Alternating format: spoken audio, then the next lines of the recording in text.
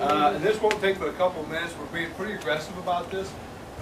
Our facilities, although they're very nice out back, we made a conscious decision, again, 2 years ago.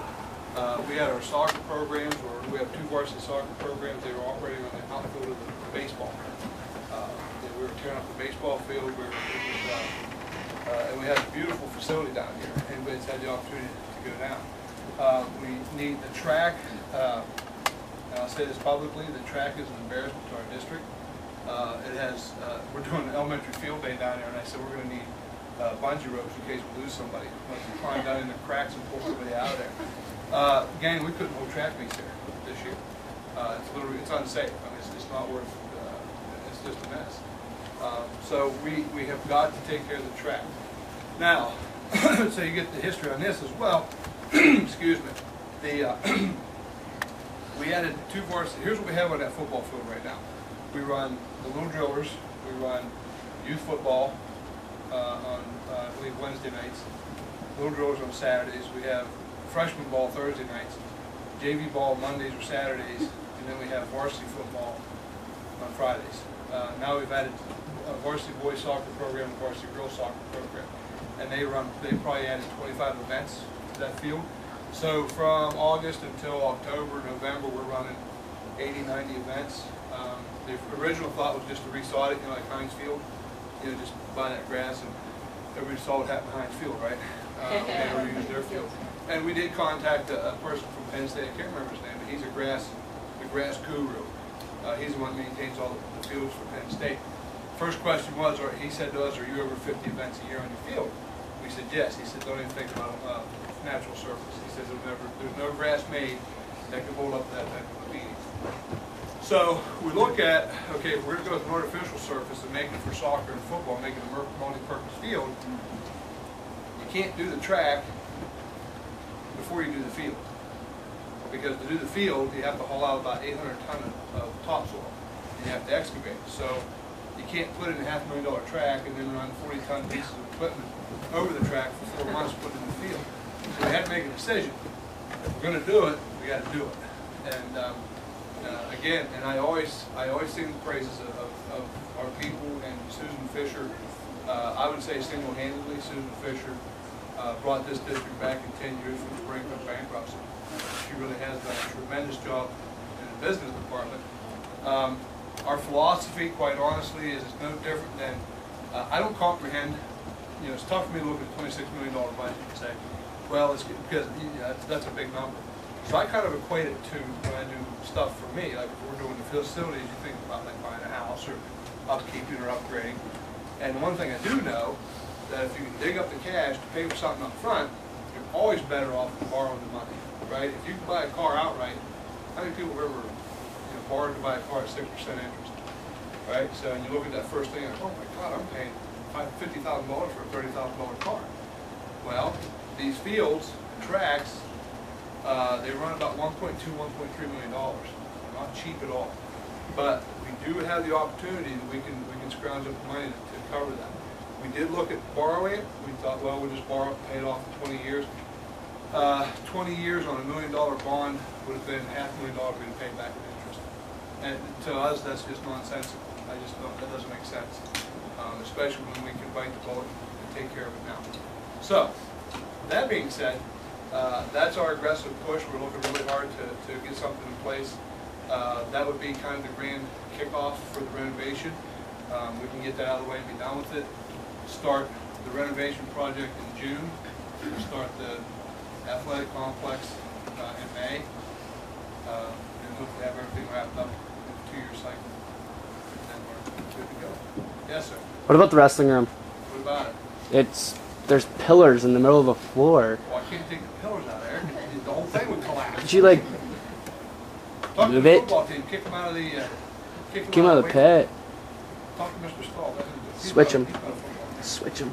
Like that? Switch him. You can do that. Start a campaign. All right. There are a bunch of wrestlers and football guys. I can't. Yeah.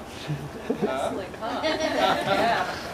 That makes it tough having to dodge those big pillars down there. Yeah, it does. Yeah. Yeah, well, and I get it, I'm joking, but, the bigger concern for me down there is the paint peeling off the walls, the sweat, you know, going to the ceiling and all that stuff. It's a mess. It is. And I'm not, this isn't, please don't think this is a reflection on, it really is, you know, it really is a sign of, you know, some drastic situations that occurred in our community 15, 18 years ago, you know, when we had a financial infrastructural collapse. And you got to make decisions, you know, and now we have an opportunity to kind of get things caught up and bring them up to speed. You know, now's it. So, you know, we're going to take the plunge. Yes? It's really, really important, you know, to do that track because one, I mean, first of all, my oldest son is a senior this year, and he's in track. So, of course, he got no home meets. And then we couldn't hold our invitational for this year, so that was a lot of money that we did not make. We every year we have an invitational, track invitational, where we made quite a bit of money for a fundraiser for that for the school this year. It's been dwindling down every year because schools didn't want to come to our track anymore. So last year I think we only had 6 schools. Yeah, and you know, how embarrassing is it when schools call and say, "Well, we're not coming." Yeah. And that, to me, I do have probably one of my deadly sins, and I don't like that.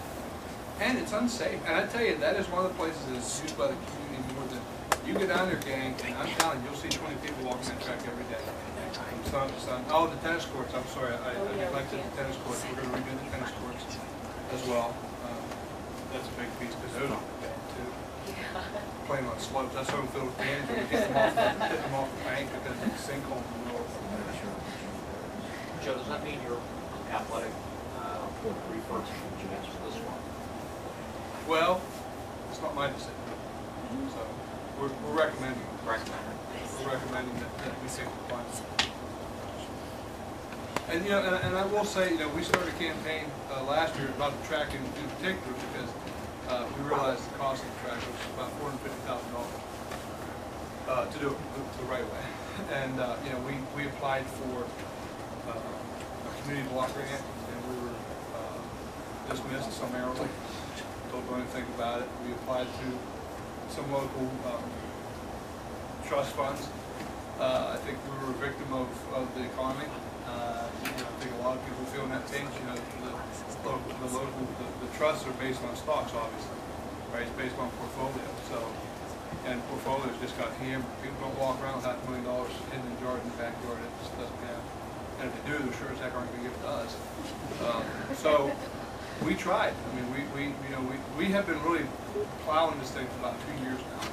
And you know, we've covered. I feel confident we've covered every angle we can cover.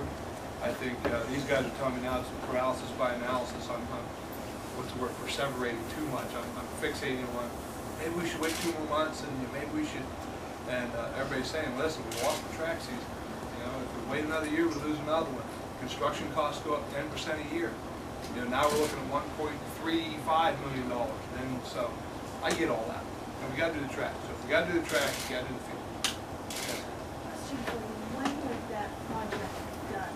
What would be August. the projected date? August then would be.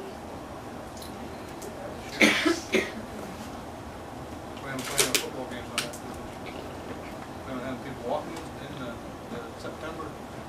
Chris Bottom Air, we plan on people walking on the track. Don't stuff it up, it's going to be brand new. Yeah, we're being aggressive. We really want to get this done and kind of get this one off our plate because we really know this has to be done. And then we can really focus on renovation because that's a big project for us. So, and we're excited about it. We really are. I don't want to beat it to death, but it's. Boy, I tell you, the kids are gonna. We saw how excited they got over locker rooms and auditorium seats. I don't know what the heck they're gonna do when they, you know, they walk in and see state-of-the-art equipment and state-of-the-art rooms. And it's gonna be beautiful. It really is. It's gonna be beautiful.